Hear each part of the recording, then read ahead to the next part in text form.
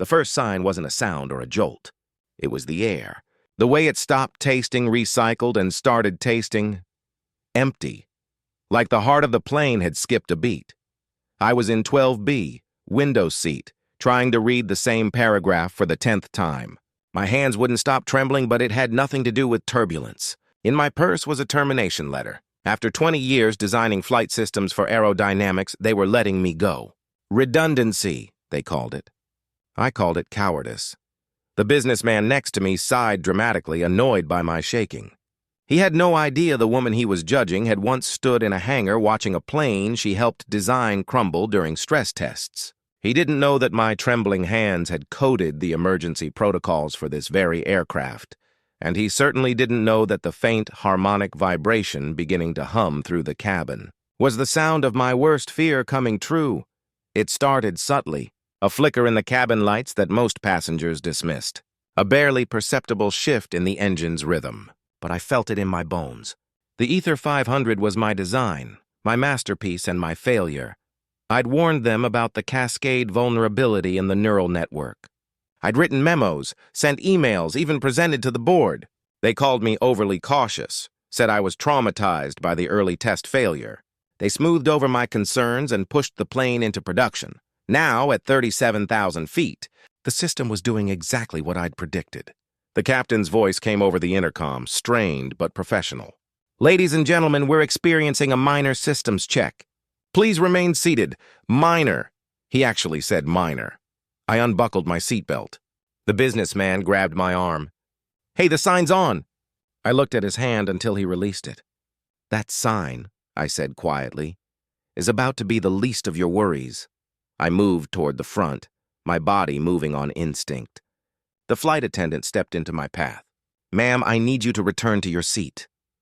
"My name is Dr. Lena Petrova," I said, my voice low but clear. "I designed the Ether Series flight control system. What you're experiencing isn't a minor check. It's the Morpheus protocol failing to initialize.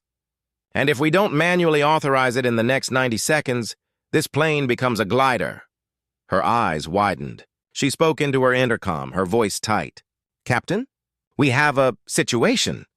The cockpit was chaos disguised as order. Captain Evans had sweat beading on his forehead despite the cool air.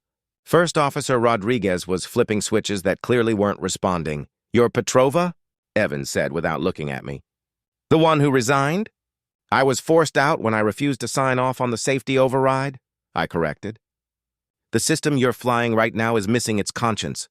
I pointed to the primary display. The cascading failures were exactly as I'd modeled them. "You've lost hydraulic pressure because the AI won't authorize the emergency pumps. It's stuck in a logic loop." Rodriguez shook his head. "We've tried the manual resets. Nothing's taking." "Because you're asking politely," I said, moving to the auxiliary panel. "Morpheus doesn't respond to requests. It responds to authority." I entered my old engineer's override code. The system beeped, once, twice, then rejected it, of course. "They'd revoked my access, the encryption key," I said. "I need physical access to the core processing unit." Evans stared at me. "That's in the cargo bay." "We can't access that in flight." "We can't land without it," I countered. "Your choice." The silence that followed was broken by a new alarm, the stall warning. "We were losing lift." "Fine," Evans snapped. "But if this kills us—" "If this kills us," I finished. "We were already dead." The descent into the cargo bay was like entering the plane's soul. Wires snaked everywhere, and the constant hum of machinery vibrated through my shoes. There, bolted to the wall, was the black box I'd helped design 10 years earlier, the core processor. My hands didn't tremble now. This was my language. This was where I belonged. I plugged in my tablet, the one I'd brought to my termination meeting, filled with the evidence they didn't want to see. The system recognized my device, but a new firewall blocked me. Aerodynamics had anticipated I might try this. "Lena?" Evans's voice crackled over the intercom. "We've got about 8 minutes before we can't pull up anymore." "Whatever you're doing—" "I know," I whispered. My fingers flew across the keyboard. This wasn't just about saving the plane anymore. This was about proving that cutting corners for profit had consequences. That ignoring warnings from the people who built these systems wasn't just arrogant, it was deadly. The firewall was sophisticated, but I'd written the original security protocols. I knew the back doors. The emergency pathways. With 30 seconds to spare, the system chimed. Morpheus protocol. Online. The plane shuddered as emergency systems roared to life. Hydraulics pressurized.